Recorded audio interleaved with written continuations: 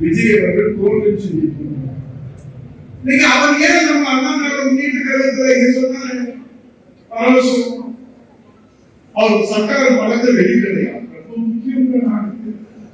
அந்த படம் வந்து நாட்டுல எல்லாம்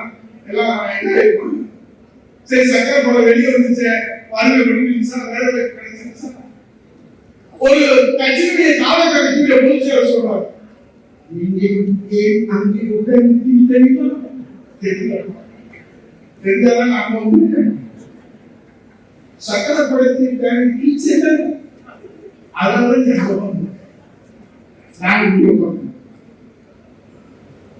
இன்ஸ்டா இன்ஃபுளுசர் பத்தி சொன்னாங்க. நாங்க என்ன பண்ணோம், கிராமத்துக்கு போறோம், போகும்போதெல்லாம் வரவேற்கிறாங்க. அப்புறம் அந்த உட்காந்துருக்கோம். சரி ரெஸ்ட் எடுத்து பார்த்தா அது சேலக்குள்ள சொல்லி தண்ணிக்கே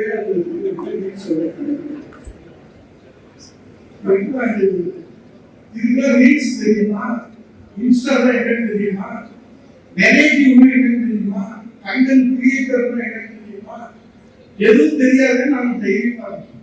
ஆனா அது என்ன செஞ்சிருக்குது, எனக்கு வந்து போட்டுருக்கு அங்க உட்கார்ந்து அது சொல்றாங்க விஜய் பாவம், விஜய் பாவம் பிறந்ததுக்கு சொல்றதுக்கே கஷ்டப்படுறாங்க. என்ன செய்யலாம்?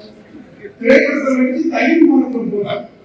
80வது சுதந்திர தினத்துல தன் பெற்ற தாய்க்கும் தந்தைக்கும் VVIP முதல் வரிசையில இடம் ஒதுக்கீடு, அந்த இடத்திற்கு பரப்பியதில்லை. அன்புக்குரியவருக்கும் இடம் ஒதுக்கீடு.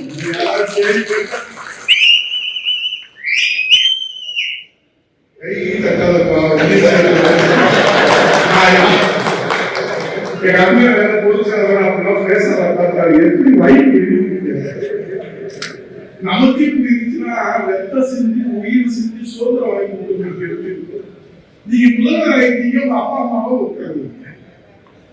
ஆனா உங்க அன்புக்குரியவருக்கு ஒரு போலீஸ் கவர், உங்க அப்பா பக்கத்திலே ஒரு இடம், அவங்க சரி கடிக்க நீங்க சரி கடிக்க, அவங்க சிரிக்க நீங்க சிரிக்க.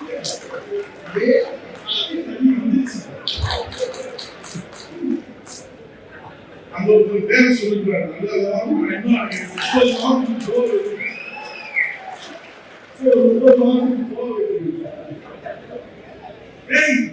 கொடுமை கேட்ட சொல்றாங்க. அடுத்த அவருக்கு பரடித்தாங்க ஜனநாயக படம், அது பேர் வெங்கட்ராமன். முதலமைச்சர் மாநாட்டம் இது மட்டும்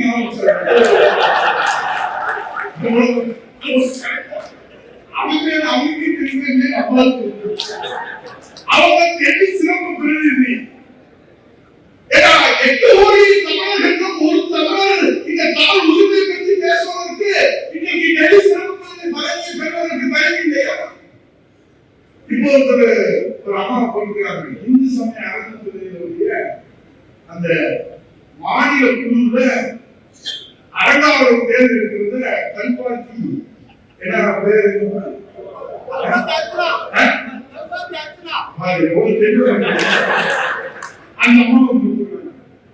அந்த அம்மா யாருன்னா விஜய் வச்சு படம் எடுத்தாங்க. இப்படி படம் எடுத்தவங்க, படம் நடிக்கிறதுக்கு உடல் இருந்தவங்க, இவங்களெல்லாம் அரசு பணியில நியமிக்கிறாங்க. அப்படி நியமிச்சுக்கிட்டே வருகிற போது தன் அன்புக்குரியவர்களையும் துணை முதலமைச்சராவோ அமைச்சராவோ ஆக்கிடுவாங்க. ஆனா இதுதான் இந்த கேள்வி எதுக்கு சொல்றேன்னா, ஒரு நிமிஷம் சிந்திச்சு பாருங்க. கட்சி ஆரம்பிச்சு 2 ஆண்டுகள்ல ஒரு முதலமைச்சர் எதுவுமே செய்யாம, போராட்டத்துக்கு போகாம, பட்டினி போராட்டம்னா என்னன்னு தெரியாம, உரிமை போராட்டம்னா என்னன்னு தெரியாம, காலை ஜீவாதார உரிமை, உடல்பெரியார் உரிமை, பாலாளர் உரிமை, கட்சத்தின் உரிமைனா என்னன்னு தெரியாது, போராட்ட களத்திலே பங்கெடுக்காத 2 வருஷத்துல கட்சி ஆரம்பிச்சு ஒருவர் இன்னைக்கு முதல்வர் ஆகிட்டார். அவர் முதல்வர் ஆனதை பத்தி யாருக்கும் வருத்தம் இல்லை, கவலையும் இல்லை. ஆனா நாங்க என்ன கேட்கறது, தமிழ்நாடு என்ன கேட்குது, முதல்வர் ஆவதற்கு முன்பாக வெள்ளம் வந்தது, சுனாமி வந்தது, கொரோனா வந்தது, அந்த பேரிடர் காலத்தில்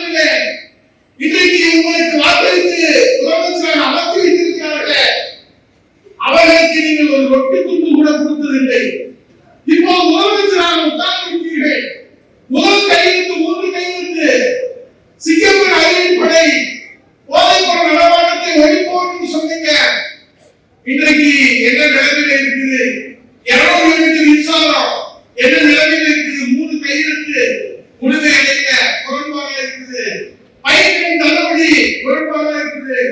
இந்த 100 நாள்ல பட்ஜெட் தாக்கல் பண்ணியிருக்கிறாங்க. பட்ஜெட்ல தம்பி சொன்னாரு புதிய திட்டங்கள் இல்ல, அம்மா திட்டங்களை சட்டாப்படுத்தல, தூக்கி எறிஞ்சால மடிக்கணினி, அது அம்மா மடிக்கணினியை இன்னைக்கு வெற்றி மடிக்கணினி மாத்திருக்காங்க.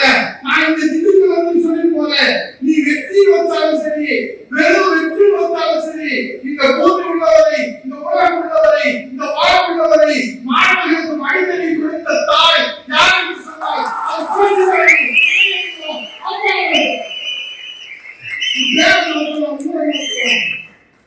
மக்கள் மனசுல இருக்கிற புரட்சி தலைவர் இதய அம்மாவுடைய அந்த தியாகத்தை நீ மாற்ற முடியாது. புதிய திட்டங்கள் எதுவும் கொடுக்கல, ஆனா 22,000 கோடி இந்த 3 மாசத்துல கடன் வாங்கிருக்கீங்க. இந்த ஓராண்டுல இந்த நிதியாண்டுல மட்டும் 1,22,000 கோடி கடன் வாங்க போறோம். புரட்சி தலைவருடைய ஏற்பாடு பட்ஜெட் துறையில சொன்னாரு, இது மாதிரி கடன் வாங்கினீங்கன்னா பேராபத்து. 5 ஆண்டுகள்ல நீங்க எத்தனை கோடி கடன் வாங்குவீங்க? இந்த போக்குல போனா 20 லட்சம் கோடி தமிழ்நாட்டுக்கு கடன் வந்துடும். ஆகவே நீங்கள் எச்சரிக்கையாக நிதி தேவையை கையாள வேண்டும் என்று ஒரு நிதி மேலாண்மையுடைய இன்றைக்கு புரட்சி தலைவர் எடப்பாடி அவர்கள் ஒரு பொருளாதார வல்லுநராக அங்கே எடுத்து வைப்பார். ஆனால் கேட்கறதுக்கு முதல்வர் சட்டசபையில் இருக்கிறதில்லை.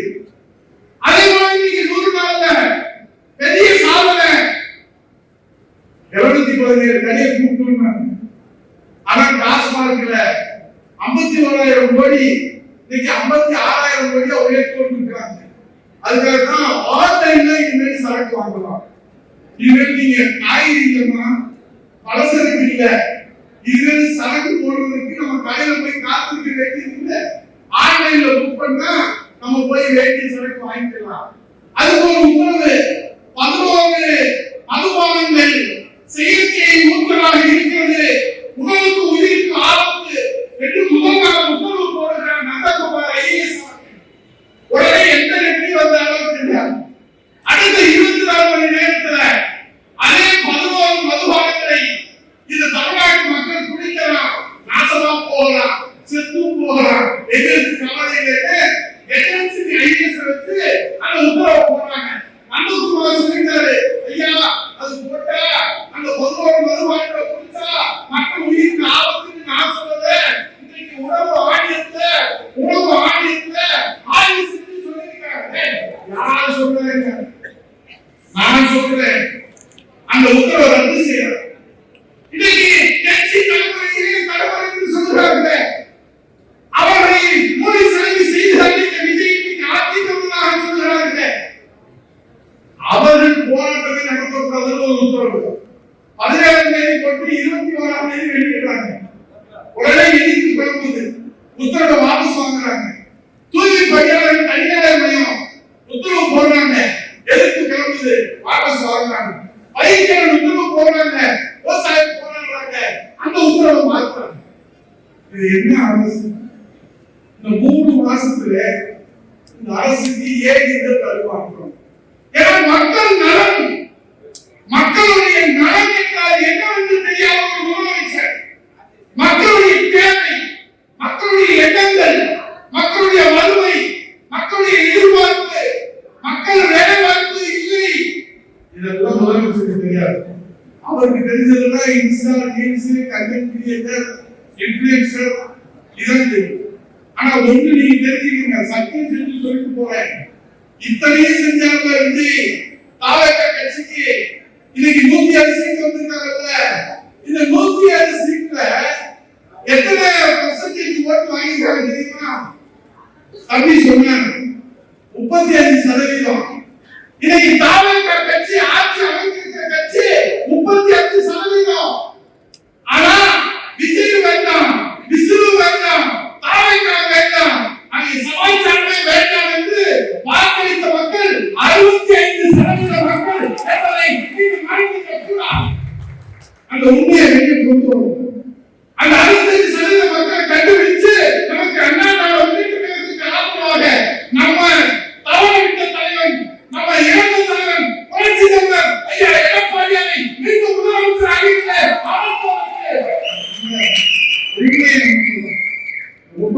சொல்றோம். அந்த மாமனிதனை முதலமைச்சர் அணியிலே அமர்ந்து இந்த அன்னை தமிழகத்திலே மீட்டெடுக்கப்படுகின்ற அவரை நம்ம அணியில் அமர்த்தல. ஆகவே நீங்கள் இன்றைக்கு இது 35 பெருசா 65 பெருசா? நீ எனக்கு முன்னாடி பேசுறாங்க திமுக, அது ஒரு குடும்ப கட்சி, வாரிசு அரசியல், அது இனிமேல் போலியாகாது. ஏன்னா அங்க இருக்கக்கூடிய நிலைமை பரிதாபமா இருக்குது. இன்றைக்கு கம்பீரமாக ஒரு ராணுவ வீரரை போல இந்த அன்னை தமிழகத்தை மோகத்திலிருந்து, வசீகரத்திலிருந்து, கவர்ச்சியிலிருந்து, மாய விபத்திலிருந்து இந்த அன்னை தமிழகத்தை மீட்டெடுப்பதற்காக ராணுவ சிப்பாயாக களம் இறங்கியிருக்கிற ஒரே முதலமைச்சராக புரட்சி தமிழர் ஐயா எடப்பாடி களத்தில் வருகிறது. அதனால நம்ம டெல்சி தலைவர் போராட்ட பத்தில எங்க அண்ணன் பேசுவாரு. அவங்க எங்க நோக்கம் வந்துச்சோ யாருக்கும் எங்க பேசுறதுக்கும் போகல, எந்த பொருளுக்கும் போகல. அமைச்சர் இல்லாம இருக்கு. அமைச்சர் தான் என்ன, நாங்க இப்ப வரும்போது பாரதிய அன்னை திண்டுக்கல் பரமேஸ்வரன் சொல்லி வேலையை சொல்லி தேர்தல் சொல்லி ஒரு டீச்சர் சொல்லி போட்டு வருவாங்க. எல்லாம் ஆட்டம் பாட்டம் ஒட்டாட்டமா ஊர்வலமா எங்க அரசு வருவாங்க. இப்ப நாங்க எம்எல்ஏவா, நாங்க அமைச்சரா எதுவுமே கிடையாது. பொன்னம் என்ற அங்கீகாரம் அமைச்சர் வந்து ரெண்டு பேர் சொல்லிட்டு நீங்க குண்டு போட்டுக்கிறீங்க ஆளுக்கு. அவன் ஐயா போயிருக்காங்க. நம்ம ரொம்ப பாதுகாக்கிறாங்க. நம்ம உயிரிழப்பு வரைக்கும் இந்த பேர் சொல்லிப்பாட்டாங்க. நம்ம நினைச்சிட்டு அங்க அறிவு வந்ததுக்குள்ள ஐயா வணக்கம் போயிட்டு வருவாங்க. அமைச்சருக்கும் ஆளுக்கும் ஒரு வித்தியாசம் இல்லை. அமைச்சர் வரும் போவோம், வெற்றி வரும் போவோம். ஆனால் நான் சாதனை அண்ணாவோட முன்னேற்ற தோற்றம் இருக்கிற அந்த உறவு, அந்த அங்கீகாரம், அந்த அடையாளத்தை எவனாலும் அது நடக்கும். 10 அமைச்சர் இருந்தான். 10 இருந்தா 10 வாக்குவாடு கொண்டு பதவி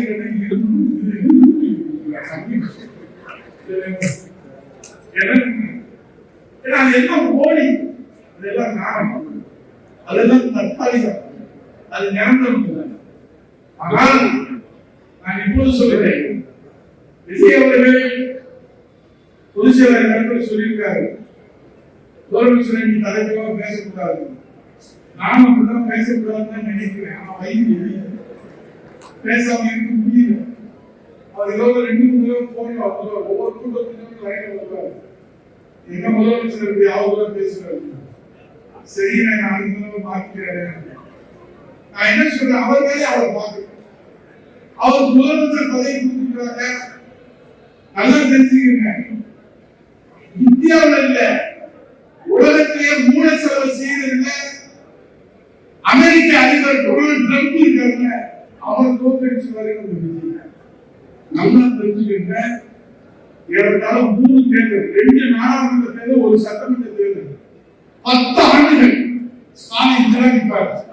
என்ன 22 கட்சி ஒரே கூட்டணி, எவ்வளவு அசனம். இவர் 150 சீட்டுனாரு. அவர் சேலம் பாபு அதே சட்டமன்றத்தில் இருப்பான். 150 தலைவர் வேலையை சொல்றாரு. 200 ஒரு தேர்தல் 543 அப்படி 22 கட்சி. நான் சொன்னதான் போவான், நான் சொன்னதான் வருவான். அந்த இருவாப்போட இருக்கிறாரு. 10 நிமிஷம் இந்த கட்சியை 10 நிமிஷம் பேசுறாங்க. என்ன சொல்றாங்க அவரு 5 சொல்றாங்க. ஆமா ஸ்டாலின் கேட்கணும் காலை எடுத்து சொல்றாரு. ஸ்டாலின் தோத்து போயிருப்பாங்க. 10 வருஷமா அவரோட மாதிரி இருந்தீங்க, அவரோடதான் போனீங்க, அவரோடதான் வந்தீங்க, போராட்டம் நடத்த மாட்டீங்க, ஆர்ப்பாட்டம் இருக்கணும். 10 நிமிஷத்துக்கு பிரிச்சுட்டாங்க. இப்ப ஸ்டாலின் நடுங்கி போயிருக்கு. ஏன்னா 10 வருஷம் நம்ம ஒரு கூட்டணி கட்சியவே கட்டிட்டாங்க. மக்கள் நமக்குதான் ஓட்டு போடுவாங்க, அவங்களையும் ஏமாத்திட்டாங்க. கட்சியில நம்ம ஊர்ல 47 பேரு சபாஸ் நாங்கதான் வெற்றி வாய்ப்பு அளிக்கிறத கூட புரட்சி எடப்பாடியாரை முதலமைச்சர் அறிந்து அமர்த்துவதற்கு 1,04,00,000 பேர் 47 இடத்துல அண்ணா திராவிட முன்னேற்ற கழகத்தை வச்சு 51 இடத்துல கூட்டணி வச்சு சவால் 25 பேர் இருக்காங்க. என்ன பேசுறாங்க, ஏது பேசுறாங்க, எப்ப பேசுறாங்க, நாங்க அந்த எல்லாரும் எடப்பாடி திடீர்னு பார்த்தா முதல்வர் விஜய் வருகிறார். அண்ணா திமுகவுடைய சட்டமன்ற உறுப்பினரை சந்திப்பது உட்கார்ந்து எடுத்து ஒரு எழுதுவார். எங்கேயோ வந்தாங்க, இங்க அது இருந்து சொல்லுங்க. யாரும் சொல்லி எடப்பாடியார் முதலமைச்சர் ஏற்காம் தீபாவளி தான் எல்லாம் உயிரை கொடுத்து நீங்க வேலை பார்த்தா அவங்க ஜெயிக்க அவங்க சொல்றாங்க. எடப்பாடியார் உண்மை தெரிஞ்சாங்க. ஒன்றும் தெரியாமலே அம்மா வளர்த்த கட்சியை குறைச்சிட்டு எடப்பாடியார் அவர்கள் நம்முடைய மன்னாரின் மக்கள் புரட்சித்தலைவர் சாமானியராக எத்தனை சவால்களை சந்தித்து மன்னார் முன்னேற்ற கழகத்தை கட்டி காத்துக் கொண்டு நான் என்ன சொல்றேன், உங்க வார்த்தைக்கே வர்றேன். எடப்பாடியார் கொண்டு சொல்றீங்க, எப்ப சொல்லணும்? தேர்தலுக்கு முன்னாடி எடப்பாடியார் பொதுச் செயலாளருக்கு எதிர்கட்சி தலைவருக்கு முன்னாள் முதலமைச்சருக்கு ஒன்றுமே தெரியல, நான் ஏற்படுத்தினோம் வேணாம், எனக்கு வேணாம், நான் நிக்க மாட்டேன், நான் தாவைக்கு போறேன், நான் விசில போறேன்னு சொல்லிருந்தேன். ஒரு விசில வச்சிருப்பான். நீங்க என்ன கொடுத்தீங்க? எப்படியாவது எங்களுடைய முதலமைச்சர் வந்துருவாரு, திண்டுக்கலத்தை முதல் இடத்து பிடிக்கிறதா நம்ம முதல் இடத்து பிடிக்கிற மாதிரி நீங்க போட்டி போட்டு கடைசியில முதலீட்டுல வந்தே பண்ணேன். வெற்றி தோல்வி அண்ணா திராவிட முன்னேற்ற கழகம் பார்க்காத வெற்றி இல்லை, அண்ணா திராவிட முன்னேற்ற கழகம் பார்க்காத பின்னணி இல்லை. தொண்ணூத்தாறுல என்ன நடந்துச்சு வரலாறு நான் ஒன்றும் சொல்ல தேவையில்லை. அண்ணா திராவிட முன்னேற்ற கழகம் எதிர்த்து சொல்ல நாங்க அமைச்சாங்க. தொண்ணூத்தாறுல நாங்க புரட்சி நம்முடைய எடப்பாடியாரெல்லாம் பார்த்து பார்த்து பார்த்து பார்த்து ரசிக்கணும்னு சொன்னோம்னா அன்னைக்கு கிடைக்கிற செயலாளராக இருந்து ஒரு களத்துல பொது செயலாளராக தன் உழைப்பால் உயர்ந்த உத்தம புரட்சி தமிழக 89 எந்த போற கண்டீங்க? அதை நீங்க எப்ப சொல்லணும்? சொல்ல வேண்டிய நேரத்தில் சொல்லணும். தோற்றதுக்கு அப்புறம் சொல்றீங்க என்ன பேசுனாங்க சரி 25 பேர் போயிட்டாங்க. அப்புறம் பார்த்தா திடீர்னு வந்தாங்க அண்ணன் எல்லாரும் சொல்றாங்க அண்ணே நம்ம பொருளாதாரத்தை அண்ணன் சொல்றாங்க பேரறிஞர் அண்ணா விட்டு கொடுத்தவர் கெட்டு போனதில்லை குற்றம் பார்க்கின் சுற்றம் சரி சபாநாயகர் போய் கைது அவங்க 25 பேர் பண்ணி சொன்னாங்க சரிங்க. அதாவது 8 பேருக்குள்ள 8 பிள்ளைய திருவிழா கூட்டி போனதான் தாய். அது ஒரு பிள்ளை தானா போச்சுன்னா என்ன 7 பிள்ளை இருக்குதுன்னு சொல்லி அந்த தாயை உறுதி அடையப்பட்டாங்க. ஈகே சம்பத்தவர்கள் அம்மாவுடைய தலைமையில திராவிட முன்னேற்ற கழகத்திலிருந்து வெளியே போகிற போது அவர் சொன்னார். அது மாதிரிதான் எல்லாரும் சொல்றாங்க எடப்பாடி ஏன் கூப்பிட்டு பேச மாட்டாரு. நான் சத்தியம் செய்து சொல்லுகிறேன், ஒரு தொண்டன் போனாலும் அவருக்காக உயிரையும் தியாகம் செய்யக்கூடிய தலைவர் தான் நம்முடைய புரட்சி தலைவர் ஐயா எடப்பாடி. கொடுக்க வேண்டும் போல நம்ம என்ன செய்ய முடியும்? எல்லாத்தையும் அறிவிச்சுட்டு அமைச்சர் பதவி அறிவிச்சுட்டீங்க, மாவட்ட செயலாளர் அறிவிச்சுட்டீங்க, எம்எல்ஏ பதவி அறிவிச்சுட்டீங்க. 54 ஆண்டுகளா இந்த ஊராட்சி மன்ற தலைவரை பார்க்காமல் என் உயிர் போகிற போது என் நெஞ்சிலே அண்ணா திராவிட முன்னேற்ற கழக வழிதான் அடங்கி உழைத்துக் கொண்டிருக்கிறார்கள். அந்த அவர்களுக்கு இயக்கம் புரட்சி தமிழ் அவருக்கு தான் பொதுச் செயலாளர். நீங்க அமைச்சர் பதவி பௌசிக்கு இல்லை. அதிக மன்னித்து ஏற்றுக்கொண்டார் நம்முடைய புரட்சி தமிழ் ஐயா. 6 பேருக்கு ராஜ்யம்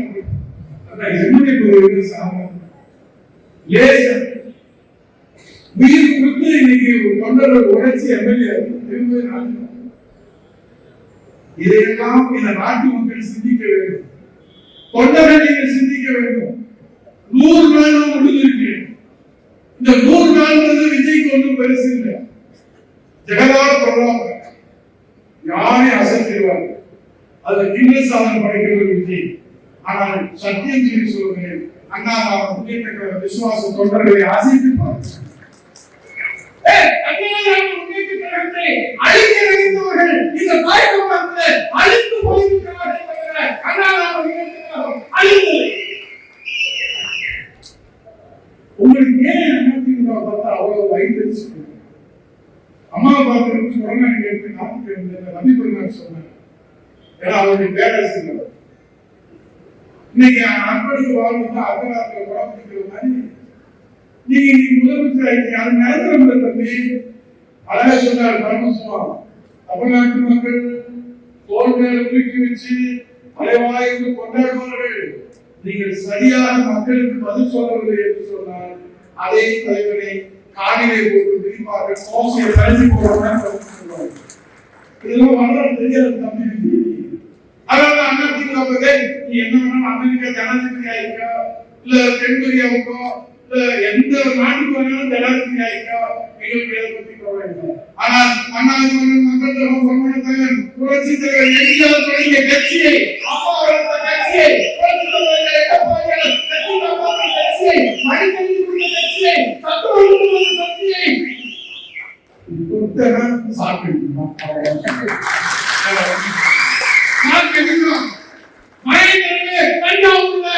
ஒரு மாவீரன் சொன்னான், எங்கள் அண்ணாதிமுக அவன் எந்த பதவியும் அனுமதித்ததில்லை. ஆனால் என் கட்சி என் கண் முன்னாலே இன்னைக்கு திருடர்கள் பரிசுரம் செய்வதை என்னால் பொறுத்துக் கொள்ள முடியவில்லை.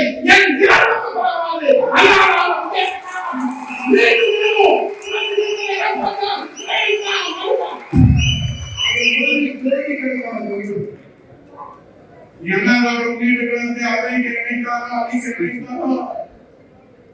அந்த கையாளர் ஆட்சியில் அதிகாரத்தில் ஒன்று ரெண்டு உயிர் இருக்கிறார், இல்ல அடிக்க நீர் உயிரோடு இருக்கிறார்.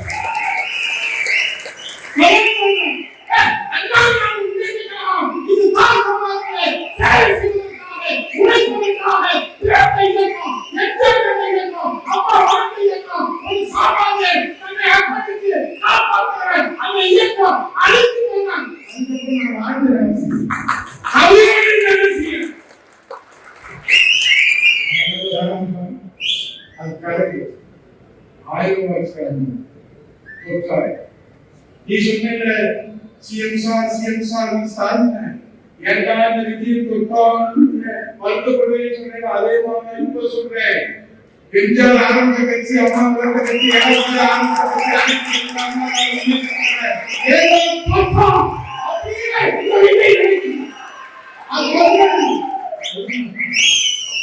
இப்ப சொல்றேன் எல்லாம் ஒற்றுமை.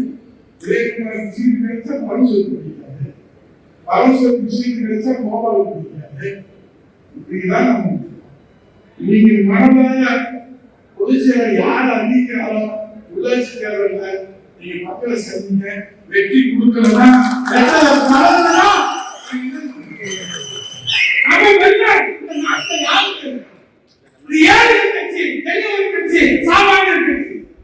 ஒரு கிளை செயலாளர் பொதுச் செயலாளர் ஒரு ஊராட்சி மன்ற தலைவர் முதலமைச்சர் ஆகக்கூடிய ஒரே கட்சி அண்ணா.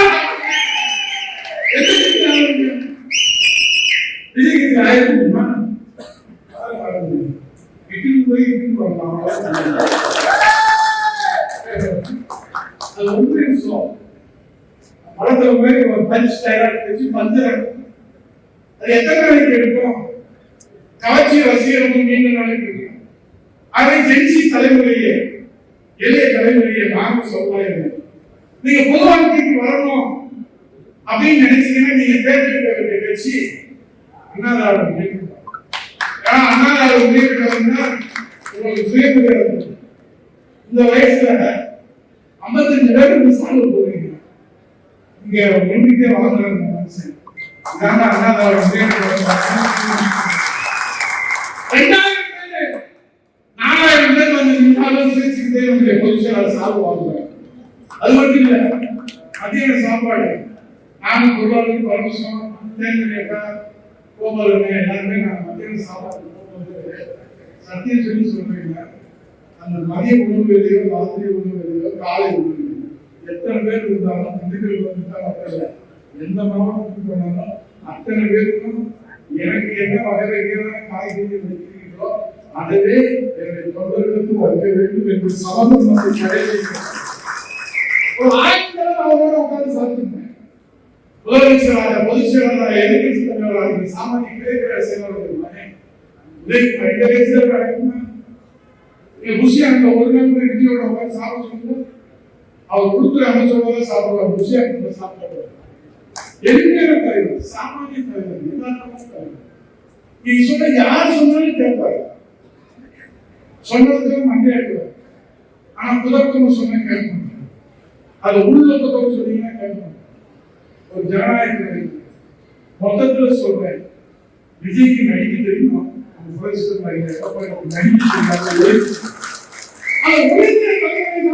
நம்மளுடைய வழிபாட்டாக இருக்கும். நடிக்கிற தலைவர் அவருக்கு தேவையில்லை. ஆகவே இன்னைக்கு சோறு வேணுமா கால் வேணும்னா இந்த இடத்துல முதலமைச்சர் பிரச்சனை பண்ணி எடப்பாடி இருந்தா சோறு தான் முக்கியம் என்று கைத்தடவை முழுமையாக ரத்து செய்யும். 10,000 ரூபாய் கட்டி கிடக்கிற கொண்டு வந்திருப்பாங்க. 3 சிலிண்டர் கொடுத்துருப்பாங்க. 6 சிலிண்டர் அறிவிச்சுட்டேன். இந்த ஆட்டை உட்காந்து வாய்ப்பு பார்த்துட்டு 6 சிலிண்டர் வருமா அவரும் சொன்னா வராது. 2,500 நான் இப்ப சொல்றேன். விஜய் அவர்கள் முதல்வர்கள் இப்படி 22,000 கோடி கடன் வாங்குவாங்க. 2,500 மகளிர் உரிமை தொகையை இந்த நாட்டு மக்களுக்கு விஜய் தந்துட்டா அவர் புத்திசாலியான முதலமைச்சர் நாம் ஏற்றுக்கொள்வோம். அப்படி கொடுக்கலன்னா முதலமைச்சர் பதவியை ராஜினாமா செய்வாரா விஜய் என்பதை இந்த திட்டத்தில் மனிதர்களுக்கு தர முடியாது. ஏமாத்துறாங்க. 30,000 கோடி வேணும் 2,500 திட்டத்திற்கு. அவரை இளைய தலைமுறையே இங்கே உங்களுடைய சுயமரியாதை காக்கப்படும். சமதர்மம், சமூக நீதி, மக்களுக்கான கட்சி, ஏழைகளுக்கான கட்சி, எளியவர்களுக்கான கட்சி, உழைத்தவர்களுக்கான கட்சி அண்ணா திராவிட முன்னேற்ற கழகம். அவை அண்ணா திராவிட முன்னேற்ற கழகத்துடைய பொதுச் செயலாளர், இந்த நாட்டில் வருகின்ற நிலத்திட்ட நாயகர் மன்னியாளர் வருகின்ற மகாராசர் புரட்சி தலைவர், இன்றைக்கு குடி மராமத்து திட்டம் தந்தவர், 11 மருத்துவ கல்வி தந்தவர், 6 புதிய மாவட்டங்களை தந்தவர், காவிரி டெல்டா பகுதியை காப்பாற்றியவர், 2 முறை பயிர்க்கடனை தள்ளுபடி செய்த விவசாய முதலமைச்சர். அவருடைய தலைமையிலே மீண்டும் அம்மாவின் ஆட்சி, புரட்சி தலைவர் ஆட்சி, எம்ஜிஆர் ஆட்சி மலர வேண்டும். அதற்கு இளைய தலைமுறையே நீங்கள் பொதுவாகவே தேர்ந்தெடுக்க வேண்டிய கட்சி அண்ணா